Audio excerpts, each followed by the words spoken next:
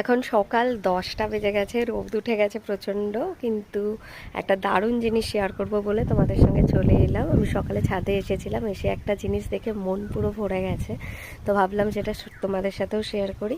তো দেখো, এটা হলো আমার একটা ছোট্টখাট্টো ড্রাগন গাছ, যেটার বয়স খুব বেশি হলে 1.5 বছর হবে। তো এটাতে আমি আগের বছর ফল পেয়েছি, বসানোর প্রায় 6 থেকে 7 মাসের মধ্যেই এটা আমার ফল দিয়েছে। আগের বছর 3টে ফল হয়েছিল, আর এখন দেখো এটাতে আবার কুড়ি চলে এসছে। তো ভাবলাম তোমাদেরকে দেখাই। এই দেখো, কতটা দেখতে পাচ্ছ জানি না। এই যে দেখো, এখানে 2খানা কুড়ি আছে। এই ডালটা দেখো, এখানেও আছে কিন্তু 2খানা।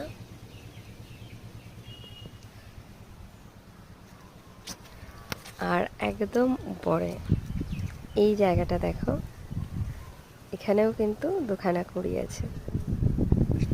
তো হবে কিনা জানি না, আগেও 2খানা হয়েছিল, ঝরে গেছিলো, নষ্ট হয়ে গেছিলো শুকিয়ে। তো যাই হোক, ভালো লাগছে আর কি দেখে।